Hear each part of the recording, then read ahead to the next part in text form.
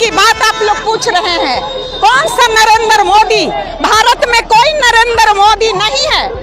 कौन सी नरेंद्र मोदी? कौन सा नरेंद्र मोदी? ऐसा कोई शख्स पैदा नहीं हुआ है भारत देश में। यहाँ कोई प्रधानमंत्री भी नहीं है, यहाँ कोई मुख्यमंत्री भी नहीं है। मणिपुर में जो हुआ है वो मणिपुर में नहीं, वो भारत में हुआ है।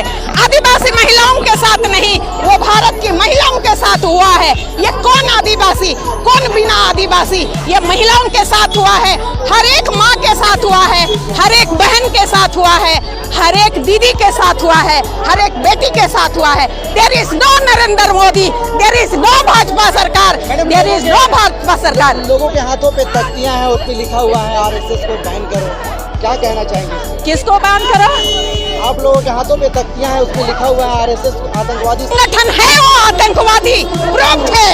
आरएसएस आतंकवाद है, प्रूफ किया हुआ है, प्रूफ किया हुआ है, वो खुद प्रूफ कर रहा है। आप देख रहे हैं आरएसएस बीजेपी ही आतंकवाद है और कोई दूसरा आतंकवाद नहीं है। और आरएसएस बीजेपी को सपोर्ट करने वाले आप सारे लोग भी आतंकवाद है। आप मीडिया के द्वारा हम बताना चाहते हैं, जो भी सपोर्ट करते हैं वो भी आतंकवाद है, क्योंकि वो उनको बढ़ावा दे रहे हैं। और पूछिए।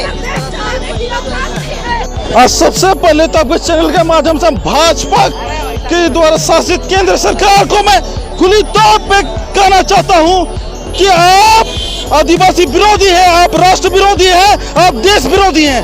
आपका इस देश में शासनकाल अब खत्म होने वाला है। जिस प्रकार से मणिपुर में हम आदिवासियों के खिलाफ जो आपका जो काला कारनामा, काला करतूत जो निकल के सामने आया है, इससे पूरा देश शर्मसार हो गया है। और विशेषकर जो आदिवासी समाज है, वो आदिवासी समाज आप अपने हाथों में संविधान के माध्यम से जो सबक है वो सिखाने के लिए जो तैयारी करने का चालू कर दिया है, उसका अंजाम तो आपको भुगतना होगा। और ऐसा अंजाम भुगतना होगा जिसकी आप परिकल्पना कभी नहीं कर सकते हैं और जन्मों जन्म तक नहीं कर सकते। अब विशेषकर जो भाजपा के जो नेता है, भाजपा के जो जितने सांसद है, विधायक है, मंत्री है, आप कान को सुन लो रहे नेता, आप लोगों की नेतागिरी अब खत्म होने वाली है।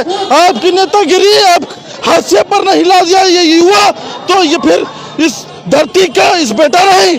और आप लोगों कान खोल के सुन ले कि आपने उस आदिवासी माँ बहन पर जो अत्याचार कर रहे हो, जो आपने घिनौना काम किया है, आरएसएस का जो दलाल, आरएसएस के जो चमचे और भाजपा के चमचे दलाल, आप सब लोगों को अंजाम भुगतने के लिए तैयार रहना है। पूरा आदिवासी समाज गोलबंद हो चुका है, जाग गया है आप लोगों का सबक सिखाने के लिए। जिस तरह से नरेंद्र मोदी ये अत्याचार पूरे आदिवासी समाज पे ऊपर किया जा रहा है और इस अत्याचार का करारा जवाब देने के लिए आप आदिवासी गोलबंद हो चुका है। पूरे देश में इसका परिणाम देखने के लिए मिलेगा और वो है 2024 में साफ तौर पर दिखेगा। और यही नहीं, अब तो यहाँ पर सिर्फ और सिर्फ भाजपा के जितने नेता है सतर्क हो जाए, विशेषकर आदिवासी समाज का रडार पे है और आप आदिवासी समाज छोड़ेगा नहीं। आपको चुन चुन करके सबक सिखाएगा। आपको आप सोच नहीं सकते हैं कि आपके साथ क्या होने वाला है। अब जो होना सो होकर रहेगा। हम आदिवासियों पर तो आपने प्रहार कर दिया, अब आदिवासी अपना काम करने के लिए अब स्वतंत्र है। संविधान उसके हाथ में है और वो जवाब देना अच्छी तरह से जानता है और जवाब देगा। और ऐसा जवाब देगा कि आप और आपका पूरा पार्टी और आपका पूरा संगठन तबाह हो जाएगा। सोनूगल को सबसे पहले राज्य में सरकार मणिपुर में किनका है? बीजेपी का है। केंद्र में किसका है? बीजेपी का है। आपका डबल इंजन की सरकार, एक दंगा हो रहा है जिसमें कि 1 करोड़ से भी कम संख्या है वहाँ की आबादी उस राज्य का, और आपसे कंट्रोल नहीं हो रहा है। अब बात करते हैं विश्व गुरु की, अरे आपसे एक राज्य नहीं कंट्रोल हो रहा है तो आप देश कैसे कंट्रोल कीजिएगा?